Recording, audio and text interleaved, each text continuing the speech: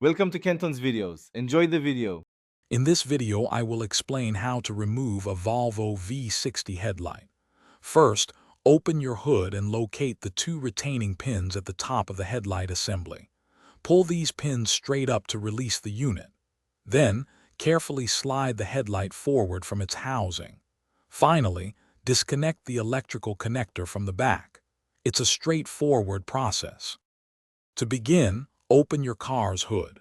You'll see two black plastic retaining pins positioned directly above the headlight unit. These pins secure the headlight in place. Firmly grasp each pin and pull it straight up.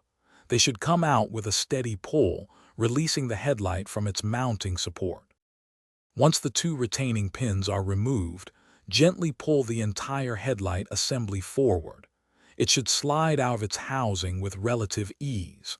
Be careful not to pull too hard, as the electrical connector will still be attached. Support the headlight as you remove it to prevent any accidental drops or damage. With the headlight assembly partially out, locate the electrical connector at the back. Press the small tab on the connector and then pull it straight off. Do not pull on the wires.